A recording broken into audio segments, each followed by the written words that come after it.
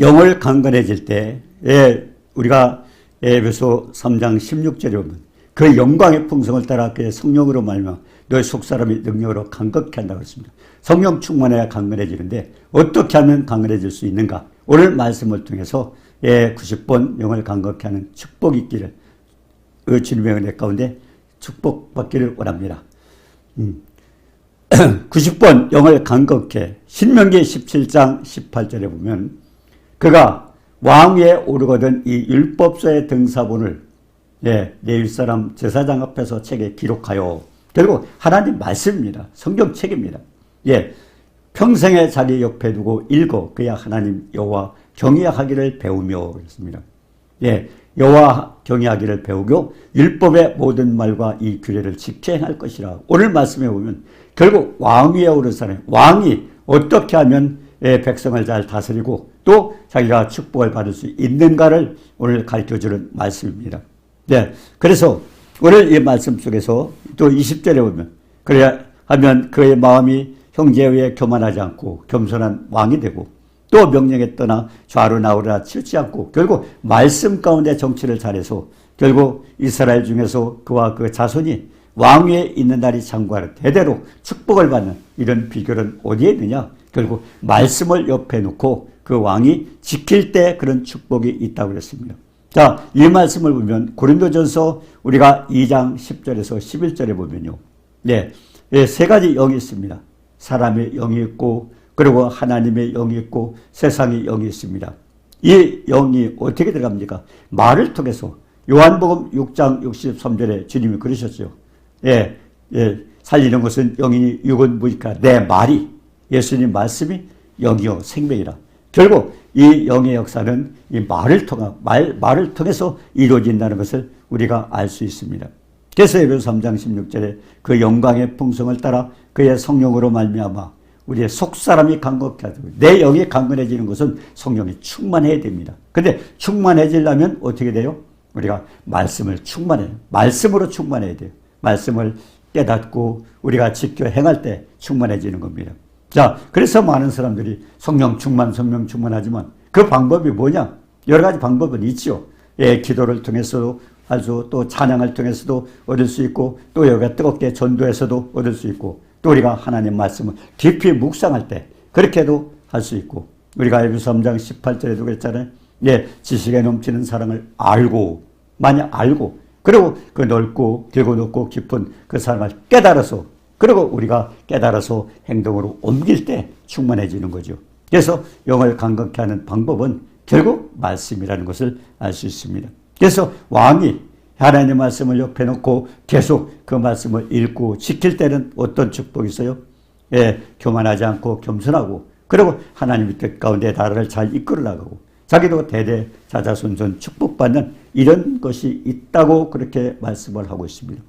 오늘 말씀은 왕위에 오른 자에 적용하는 말씀이지만 우리 모두에게도 정말 필요한 말씀입니다. 자, 고린도후서 10장 12절에 그랬어요. 우리는 자기를 칭찬하는 어떤 자와 더불어 감히 짝하며 비교할 수 없노라. 그러나 그들이 자기로서 자기를 헤아리고 자기로서 자기를 비교하니 지혜가 없다. 굉장히 중요한 말씀입니다. 자기를 칭찬하는 사람. 우리가 보면 주변에서 굉장히 칭찬받는 사람이 있습니다. 뛰어난 사람이 있습니다. 유명한 사람이 있습니다. 그래서 더불어 감히 짝하고 비교하지 말라는 것입니다. 왜? 그들이 자기로서 자기를 헤아리고 비교. 그걸 자꾸 비교해서 자기가 자기를 비하시키고 그 사람을 위대하게 보고 그렇게 하지 말라는 겁니다. 왜 그럴까요?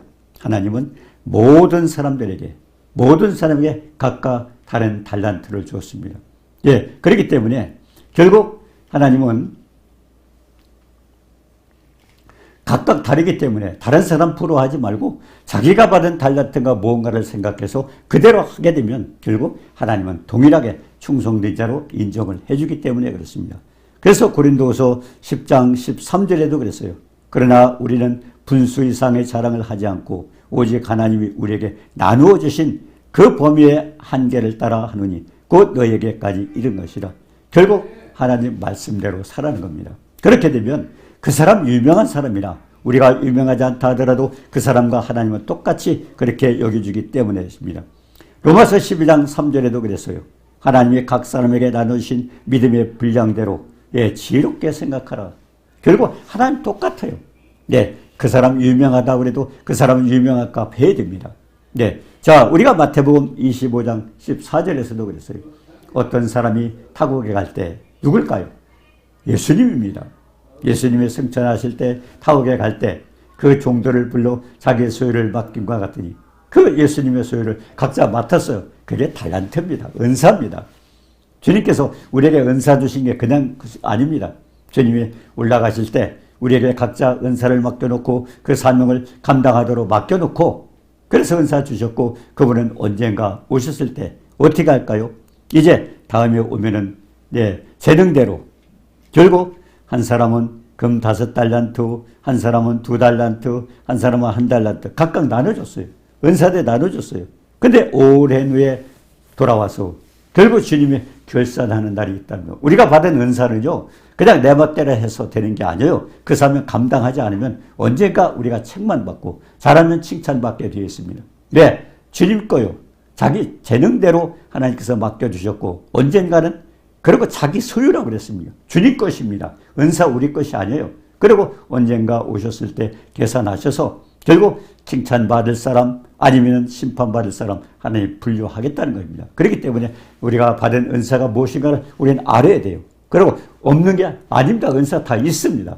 재능대로 다 맡겨주셨어요. 그리고 그건 주님의 소유예요. 은사가 내 것이 아닙니다. 그래서 잘 활용하지 못한 사람은 오히려 은사 때문에 많이 혼을 나는 경우가 있습니다. 자, 그리고 우리가 이제 19절에 보니까 오랜 후에 그 종들의 주인이 돌아와서 결산할세. 5달란트 받은 사람은 5달란트 남겼어요. 2달란트 받은 사람은 2달란트 남겼어요. 근데 뭐라 그랬어요? 내가 적은 일에 충성하였으니 착하고 충성된 종이라고 했어요. 자기가 받은 대로만 하면 착하게 충성된 종이 되는 거예요. 5달란트 받은 사람이 5달러 남기고 2달란트 받은 사람 2달란트 남기고 그냥 그대로 하면 되는 겁니다.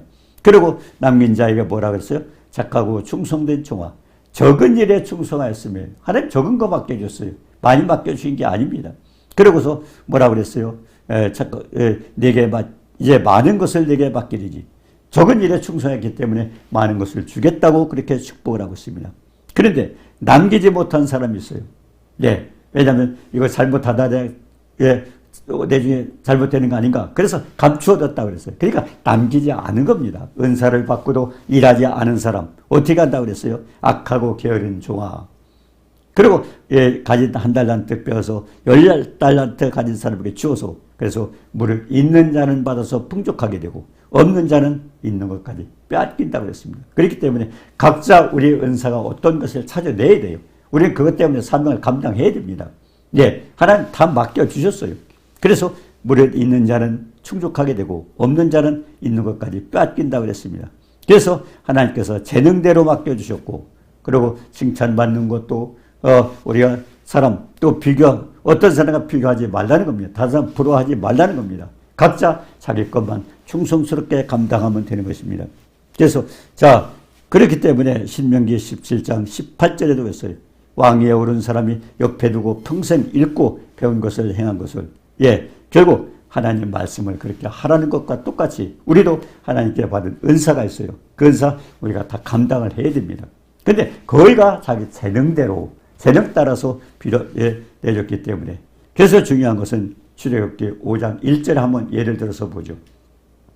그 후에 모세와 아론이 바로에게 가서 이르되 이스라엘의 하나님 여호와께서 이렇게 말씀하시기를 내 백성을 보내라. 그러면 그들이 광야에서 내 앞에 절기를 지킬 것이니라. 하나님께서 모세에게 얘기했어요. 아론을 데리고 바로에게 찾아가라. 그러고서 하나님 말씀이 뭡니까? 내 백성을 보내라.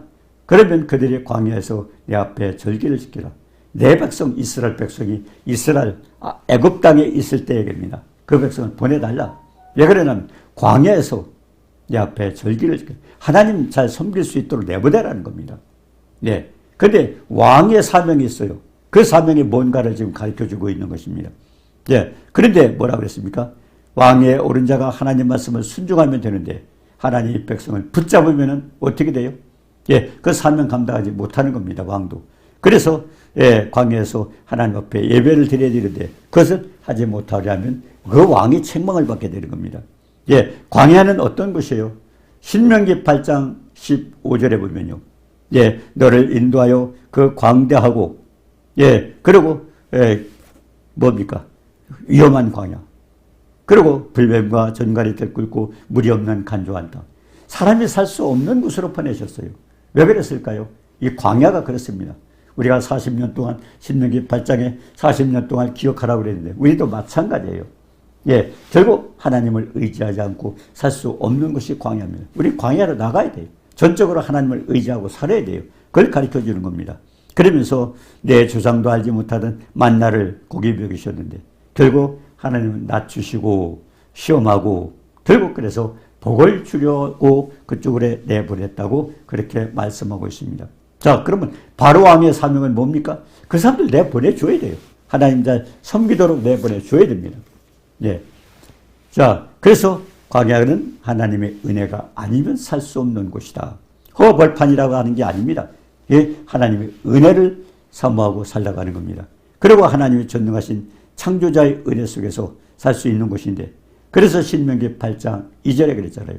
하나님 여호와께서 이 40년 동안에 내게 광야의 길을 걷게 하신 걸 기억하라. 우리 모두도 마찬가지예요. 우리가 신명기 8장을 다시 한번 살펴보세요. 예, 광야의 길을 걷게 하신 것을 기억하라. 우리도 지난 날을 이렇게 기억해 볼 필요가 있습니다. 낮추시고 시험하사 마음이 어떠한지 명령을 지키는지 안 지키는지 알려고 광야 40년을 하나님이 가게 했던 것입니다. 자, 그러면 가장 중요한 것은 디모데전서 2장 2절입니다. 임금들과 높은 지위에 있는 모든 사람을 위하여 하라. 이는 우리가 모든 경건과 단정함으로 고요하고 평안한 생활을 하려 함이라. 결국 우리가 임금들을 위해서 우리나라 같은 대통령을 위해서 기도하라는 겁니다. 고위층에 있는 사람을 위해서 기도하라는 겁니다. 왜? 우리가 경건한 주님을 잘 섬기고 그리고 우리가 단정한 가운데 고요하고 평안한 생활을 해서 결국 신앙생활 잘 할 수 있도록 하게 하기 위해서 그들을 위해서 기도하라고 그랬습니다.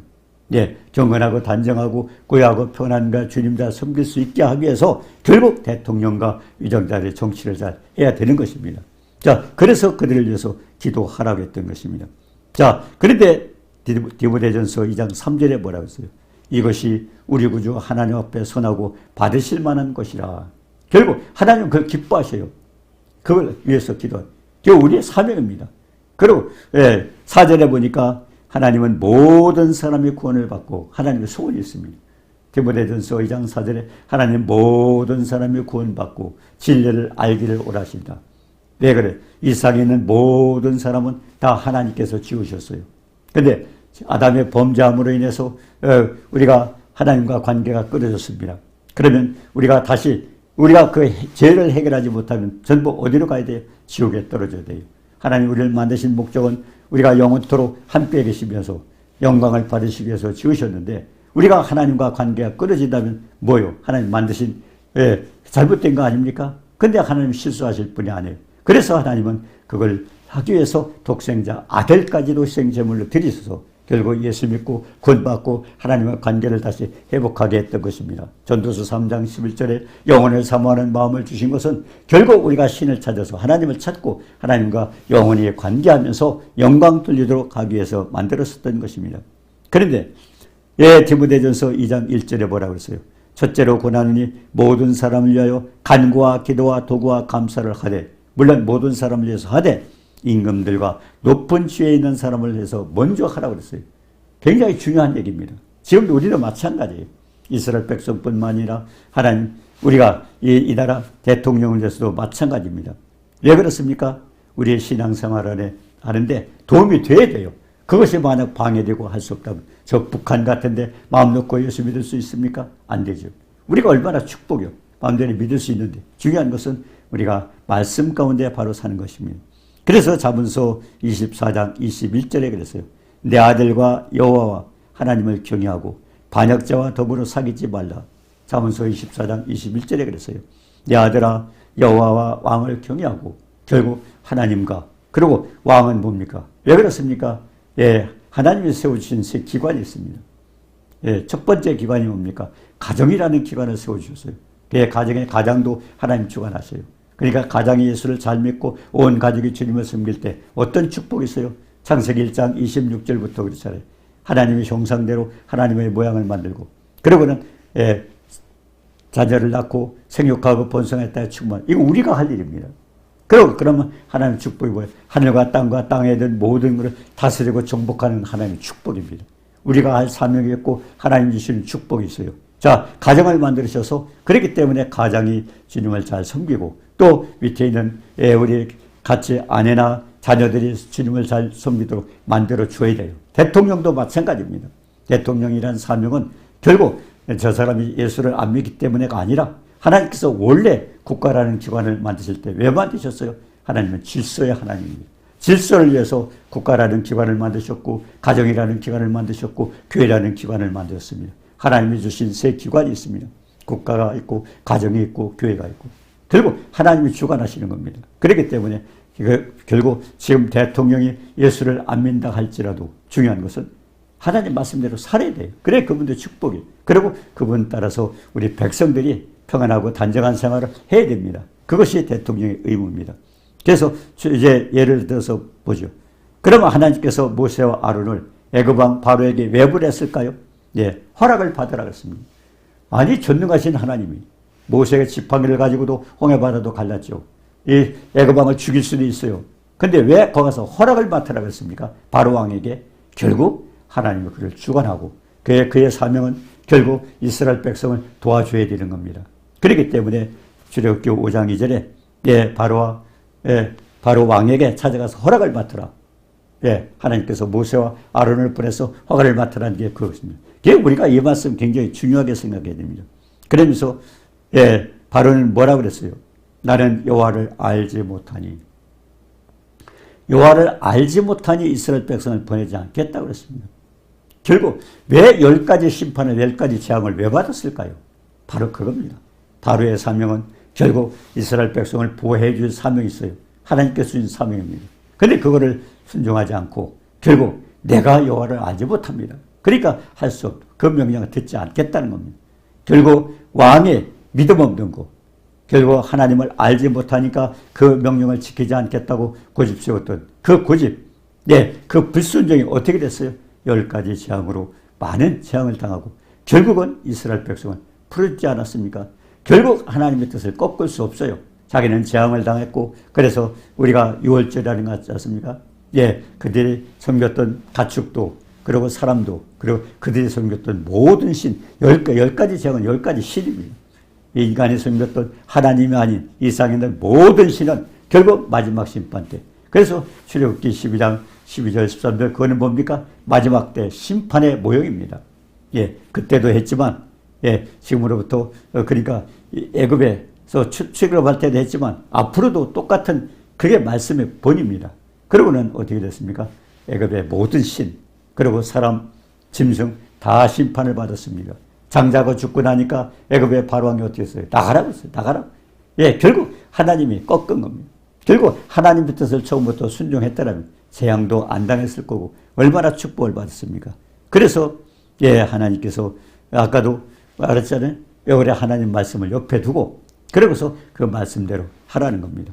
자, 그리고 출애굽기 12장 12절 13절에 그 밤에 애굽 땅 두루다니며 사람과 짐승과 모든 신을 모든 신 하나님 다 심판했습니다. 왜 그랬어요? 결국 바로에게 주신 사명은 이스라엘 백성 보내라는 거예요. 근데 안 보냈기 때문에 출애굽기 12장 12절 13절에서 결국 심판을 받습니다. 사람과 짐승 모두가 심판을 받게 되죠. 그러고서는 어떻게 했어요? 나중에 그들은 결국 보물까지 다 뺏어주고 보내줄 그런 일을 당하지 않았습니까? 근데 애굽의 바로왕이 왜 그랬어? 여호와가 누군지 모른다는 겁니다. 여호와가 누군지 모른다. 우리가 그래서 하나님을 알아야 돼요. 디모데전서 2장 4절에 했잖아요. 모든 사람의 구원을 받고 하나님 다 만드셨잖아요. 진리를 알기를 원하는. 진리를 알지 못하면 섬길 수 없잖아요. 그러니까 예수님도 우리가 마태복음 16장에 보니까 세상 사람들이 나를 누구라 하느냐. 그리고 제자 너희는 나를 누구라. 우리 이 세상 모든 사람들 피조물 인간은요. 하나님을 알아야 돼요. 우리의 만드신 분이 창조자잖아요. 그렇기 때문에 그분을 알고 섬겨야 되는데 몰랐을 때는 그런 어려움을 당합니다. 그래서 결국 바로왕도 몰랐기 때문에 그런 많은 재앙을 당하고 결국은 내보내주는 이런 일이 있습니다. 자, 그래서 우리가 출애굽기 9장 16절에 보았어요. 내가 너를 세웠으면 나의 능력을 내게 보이고 내 이름이 온 천하에 전파되게 하려 합니다. 이게 사명이었었어요. 예, 애굽왕 바로에게 진 사명입니다. 내가 너를 세웠으면. 예, 왕이 결국 하나님이 왕을 세운 겁니다. 하나님이 세웠어요. 바로를 세운. 나의 능력을 하나님의 능력. 그렇게 하다가 결국 심판을 받는 그걸 보여주고 그러고서 이름이 온 천에 전파되기 위해서 결국 하나님은 그를 사용했던 것입니다. 예, 그리고 우리가 에레미야 25장 9절에도 그랬어요. 예, 보라 내가 북쪽 모든 족속과 내 종 바벨론 왕, 애굽의 바로 왕도 이스라엘 백성에 고통을 줬지만 주님 뭐라고 했어요? 내 종 바로 왕이라고. 그리고 여기도 출애굽기 에레미야 25장 9절에도 내 종 바벨론 왕. 예, 이스라엘 백성들이 70년 동안 포로 생활했던 그 바벨론 왕도 느부갓네살도 누가 내 종이라고 그랬어요. 자, 그렇게 악한 왕을 내 종이라고 한 이유가 뭘까요? 그들도 하나님께서 사용하시기 위해서 하나님이 세워주신 겁니다. 그러니까 우리가 이 국가의 지도자를 달리 봐야 됩니다. 하나님 말씀 안에서 보면 누가 세웠어요? 하나님이 세웠어요. 그렇기 때문에 그분들이 하나님을 깨닫고 말씀 가운데 다스렸을 때 자기도 축복을 받고 우리의 온 국민이 축복을 받게 그렇게 되어 있습니다. 그래서 에레미야 25장 9절에 보라 내가 북쪽 모든 종족과 내 종 바벨론 왕 느부갓네살을 불러다가 이 땅과 그 주민과 사방 모든 나라를 쳐서 진멸하여 그들을 놀램과 비웃음거리가 되게 하며 땅으로 영원한 표가 되게 하리라. 결국 바벨론도 나중에 심판을 받지 않습니까? 결국 바벨론 왕도 마찬가지 쓰임받은 거예요. 그래서 우리가 잠언서 16장 4절에 그랬습니다. 여호와께서 온갖 것을 그 시험에 적당하게 지으셨나니. 어떤 사람 선한 사람만 하나님이 주관하는 것 같죠? 아니요. 그분은 세상 모든 사람을 다 주관하시는 분입니다. 그러니까 악한 사람은 악한 대로 쓰임받고요. 선한 사람은 선한 대로 쓰임받고 하나님 잠언서 16장 4절에 했잖아요. 여호와께서 온갖 것을 쓰임에 적당하게 지으셨다니. 그러니까 하나님이 통치자요. 하나님이 모든 사람을 주관하는 우주 만물의 주관자라는 것을 여기서 알 수가 없어요. 그래서 악인도 악한 날에 적당하게 하셨느니라. 악한 사람도 악한 대로 쓰임받아요. 결국 심판의 도구로 사용합니다. 결국 하나님은 모든 사람을 다 주관하고 있다는 것을 그렇게 알려줍니다. 자, 그렇기 때문에 우리가 기억할 게 있습니다. 오늘 말씀을 통해서 세상 질서를 위해서 하나님 각 기관을 만드셨어요. 첫 번째가 가정이라는 기관을 만드셨어요. 두 번째가 국가라는 기관을 만드셨어요. 세 번째가 교회를 만드셨습니다. 그렇기 때문에 국가의 왕, 대통령도, 그리고 가정의 가장도, 그리고 교회의 목사도 누가 주관해요? 하나님 주관하셔요. 그러니까 우리가 밑에서 싸울 일이 아닙니다. 우리는 그가 잘못하니까 싸워야 되고 투쟁해야 되고 아닙니다. 로마서 13장에 권세자에게 복종하라고 했습니다. 우리가 잘 알아야 돼요. 결국 하나님 말씀. 그렇기 때문에 우리가 먼저 89번에서 그랬잖아요. 그 왕이 율법서를 옆에 두고 평생 읽으면서 결국 그 백성을 겸손하게 다스리고 그리고 자기도 축복을 받는다고. 결국 이거는 다 마찬가지입니다. 그렇기 때문에 우리는 오늘 이 90번 말씀을 통해서 다른 사람 부러워할 것도 없고요. 가장 중요한 것은 누구에게나 바로는 바로대로 또 아니면 느부갓네살은 느부갓네살대로 하나님께서 주신 사명이 있어요. 우리 각자가 다 사명이 있습니다. 재능대로 하나님 맡겨주신 거예요. 그것만 충성스럽게 감당하는데 그 충성이 뭐예요? 오직 하나님의 영광을 위해서 살아야 됩니다. 제가 예수를 안 믿기 때문에 그렇잖아요. 그렇기 때문에 심판을 받는 것입니다. 가장 중요한 것은 하나님께서 이 세상 질서를 위해서 가정을 만드셨어요. 그리고 교회를 만드셨어요. 그리고 국가를 만드셨어요. 그러니까 그 국가의 지도자, 교회의 지도자, 그리고 우리가 가정의 말하자면 가장이죠. 다 누가 주관해요? 하나님이 주관했어요.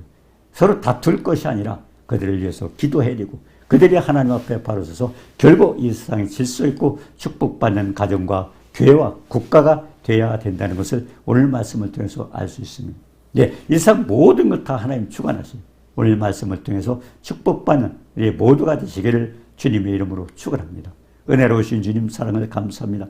세상 질서를 위해서 아버지 질서야 하나님께서 각 기관을 세워주셨사오니 가정과 교회와 국가라는 기관을 세우셨다니 그들이 다 하나님 말씀 가운데 바로 서서 하나님께서 주신 사명 잘 감당하고 우리는 그들을 위해서 기도하고 우리가 경건하고 단정하고 고야하고 평안한 가운데 주님 살기며 하나님 앞에 영광 돌리도록 우리를 도와주옵소서. 오늘 진리 말씀 잘 깨달아서 주님의 뜻이 무엇인 걸 알게 하시고 우리에게 맡은 각각 받은 달란트대로 충성하여 하나님 앞에 잘했다 칭찬받는 모두가 되어주도록 도와주옵소서. 예수님의 이름으로 감사드리며 기도드리옵나이다. 아멘.